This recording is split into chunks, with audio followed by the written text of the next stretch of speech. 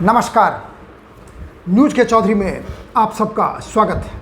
मैं वीरेंद्र चौधरी एक बार फिर से आपके सामने हाजिर हूं एक नए सवाल के साथ। सवाल ये है, वायनाड का असली नेता कौन, प्रियंका गांधी या नव्या हरिदास? आइए इसी सवाल पर देखते हैं न्यूज के चौधरी।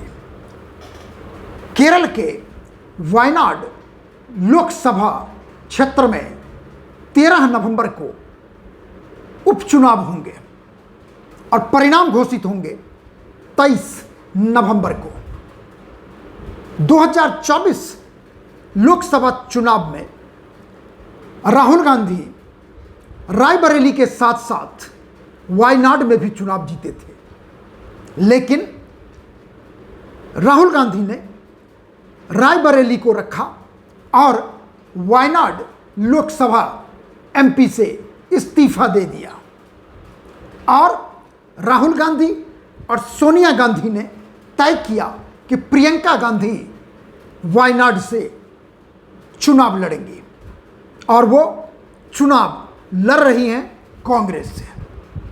प्रियंका गांधी अपनी मां और भाई के साथ चुनावी कैंपेनिंग में तो सक्रिय रही हैं, लेकिन स्वयं पहली बार चुनाव लड़ रही हैं, वो भी लोकसभा चुनाव उपचुनाव से। स्वाभाविक है कि वायनाड में यदि गांधी परिवार का कोई है तो उसका जो प्रचार प्रसार है राष्ट्रीय स्तर पर होता है, लेकिन प्रियंका गांधी अकेले वायनाड में नहीं है। उनके खिलाफ सीपीआई के सत्यम मोकेरी और बीजेपी के नव्या हरिदास उम्मीदवार हैं। मेरा सवाल है कि असली नेता वायनाड का कौन, प्रियंका गांधी या हरिदास? आप सोच रहे होंगे कि मैंने सीपीआई के कैंडिडेट सत्यम मोकेरी को क्यों नहीं इसमें रखा है। मेरा तर्क यही है कि मोकेरी सीपीआई के बड़े नेता रहे हैं, सीनियर लीडर हैं।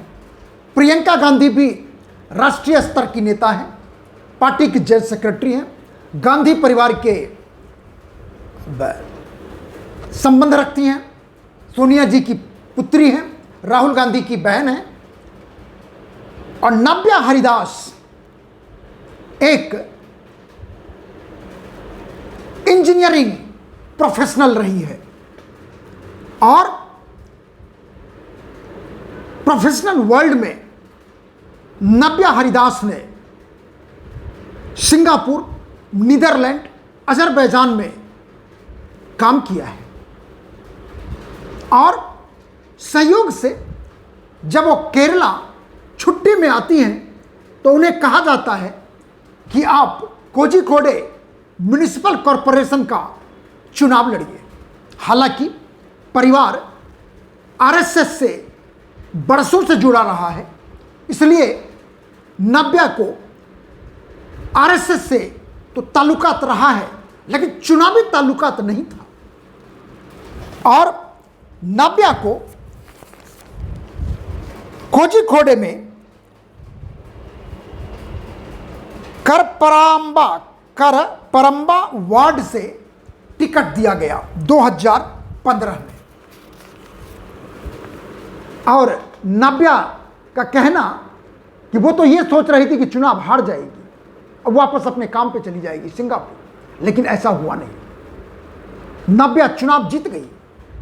उससे पहले बीजेपी हमेशा कॉरपोरेशन के चुनाव में तीसरे नंबर पर होती थी, लेकिन नव्या की काबिलियत के आधार पर वो चुनाव जीत गई। और उसके बाद पहली बार ही नहीं, दूसरी बार भी नव्या 2020 में फिर से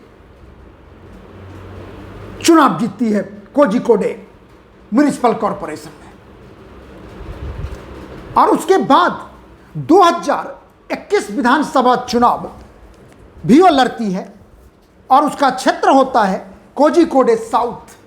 हालांकि नाब्या हार जाती है, तीसरे नंबर पर होती है, लेकिन वो अपना वोट शेयर तकरीबन 21% पे पहुंचा लेती है।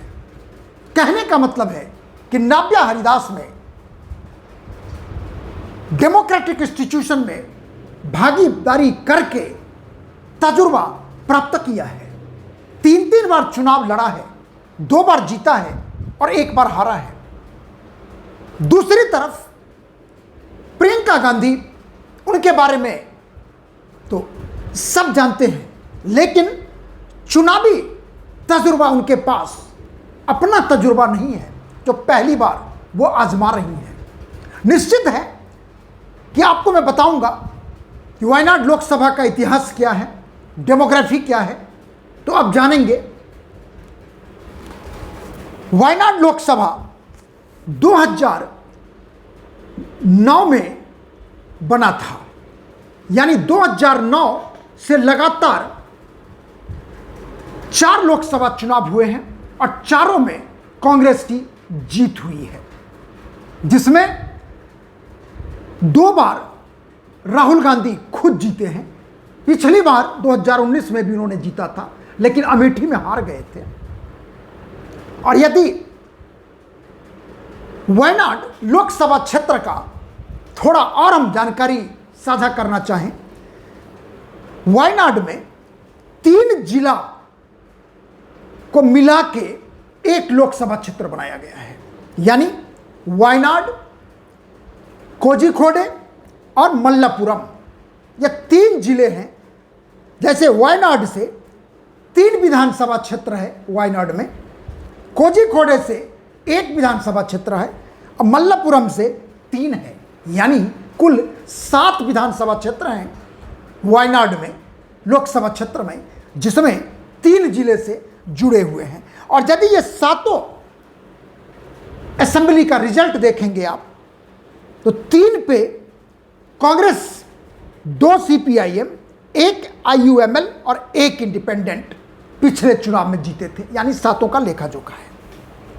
और यदि डेमोग्राफी वायनाड लोकसभा कॉन्स्टिट्यूएंसी का जानना चाहेंगे, वायनाड लोकसभा में क्षेत्र में 40% मुस्लिम वोटर्स हैं, 20% क्रिश्चियन वोटर्स हैं और 40% हिंदू वोटर्स हैं। तो ट्रेंड ये रहा है कि वहां पे क्रिश्चियन और मुस्लिम वोट्स एडवांस कांग्रेस को मिलता रहा है। और यही आरोप रहा है विपक्षी पार्टियों का, खास करके बीजेपी का, कि राहुल गांधी ने वायनाड चुना अमेठी के हार के वजह से। इसका कारण कुछ और नहीं बल्कि डेमोग्राफी था, क्योंकि 60% वो वोट है जो बीजेपी को नहीं मिलता। हालांकि ये भी नहीं है कि 40% वोट है हिंदुओं का तो सारे के सारे हिंदू वोट देंगे, लेकिन यह तय होता है कि मुस्लिम वोट अधिकांश कांग्रेस को ही मिलता है, क्रिश्चियन वोट भी कांग्रेस को ही मिलेगा, और यदि दूसरी तरफ जाते भी हैं तो सीपीआई को देते हैं। यह तो है डेमोग्राफी। और यदि लोकसभा क्षेत्र के परिणाम को देखें, खास करके विक्ट्री मार्जिन का, 2009 लोकसभा चुनाव में कांग्रेस का विक्ट्री मार्जिन था 18.63%, जितने वोट से जीते थे। और उसके बाद 2014 लोकसभा चुनाव में घट के विक्ट्री मार्जिन कांग्रेस का हो गया 2.28%। और 2019 में जब राहुल गांधी पहली बार वायनाड से चुनाव लड़ते हैं तो उनका विक्ट्री मार्जिन था, जो वहां का हाईएस्ट एवर रहा है, 39.69%, यानी राहुल गांधी तकरीबन 40% अंतर से चुनाव जीते थे 2019।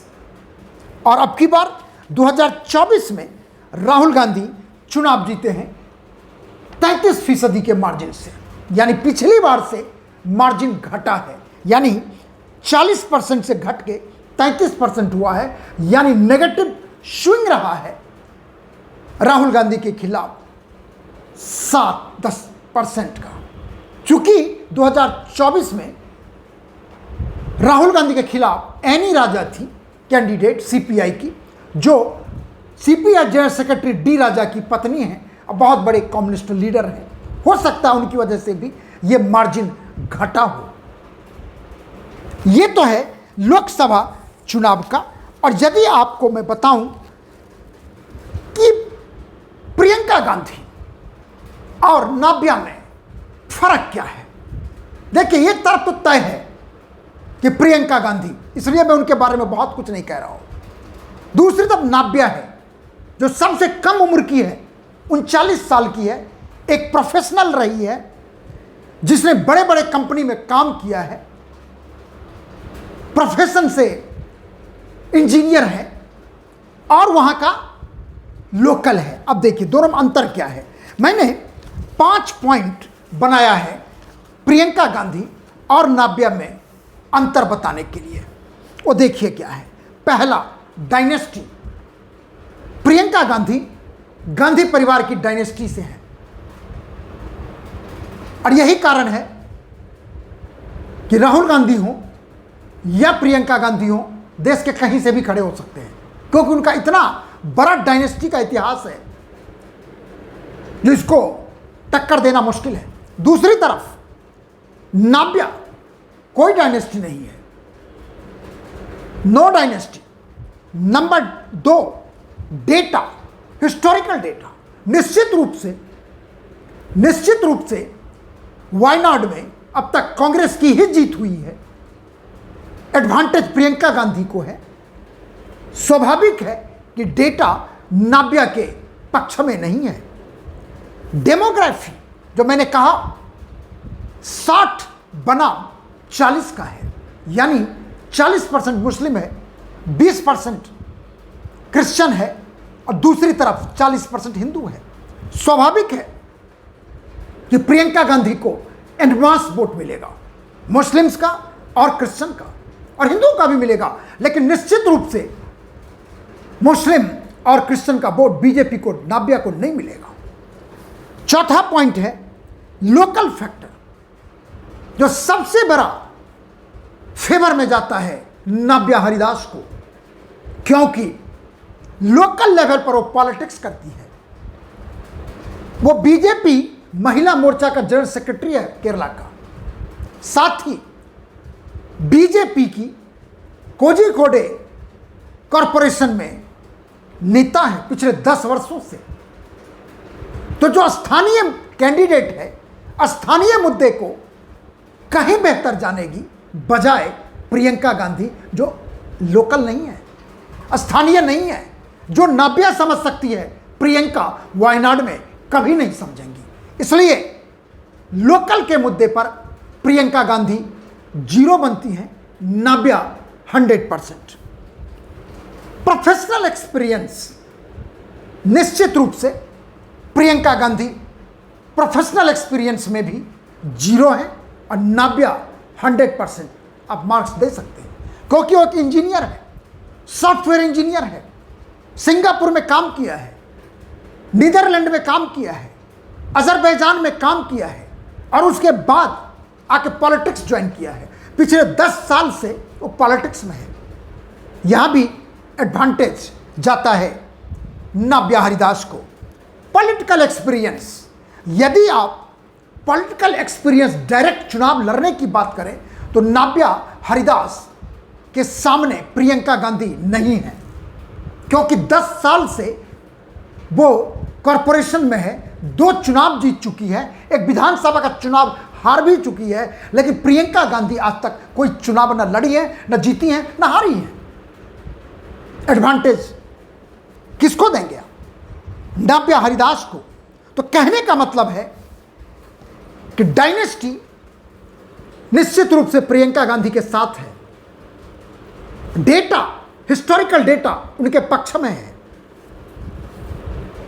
डेमोग्राफी उनके पक्ष में है, 3D उनके पक्ष में है, लेकिन बाकी जो तीन हैं, लोकल, प्रोफेशनल और पॉलिटिकल, ये तीनों एडवांटेज नाव्या हरिदास के साथ जाता है।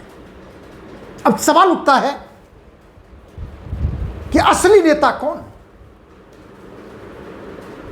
असली नेता हमारे देश में जो हमारी मानसिकता आज भी है, हम डायनेस्टी के बाहर निकल नहीं पाते। हम उनकी खुशी में अपनी खुशी में शामिल कर लेते हैं, उनके दुख में हम शामिल हो जाते हैं, लेकिन ये नहीं हम सोचते कि हमारी भी अपनी एक वजूद है, अहमियत है, और जो स्थानीय होगा निश्चित रूप से नाव्या हरिदास वहीं रहेगी।